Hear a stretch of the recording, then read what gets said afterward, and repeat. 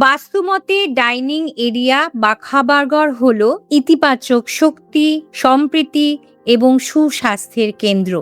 তাই আজকে আপনাদের বাস্তুমতে ডাইনিং এরিয়া শক্তিশালী করার 5টি মূল্যবান টিপস দেব। কমেন্টে জানাবেন কেমন লাগলো। Hello everyone, I'm a teacher, interior designer, Vastu consultant and life coach.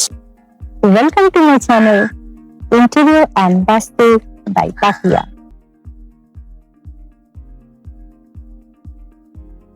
Dining table সব সময় আয়তাকার বা বর্গাকার হওয়া উচিত। গোল বা ওভাল শেপে ডাইনিং টেবিল ফ্যামিলির সদস্যদের মধ্যে একটা দূরত্ব তৈরি করে।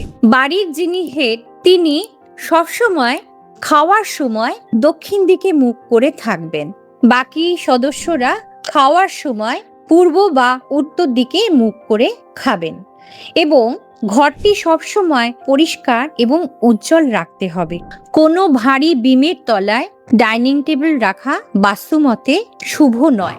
অন্তত দিনের যে কোনো একটা সময় ফ্যামিলির সমস্ত সদস্যরা মিলে একসঙ্গে খেতে বসুন এবং ডাইনিং এরিয়াতে টিভি থাকা একদম ঠিক নয়, কারণ সদস্যদের মধ্যে তাহলে বন্ডিং তৈরি হয় না।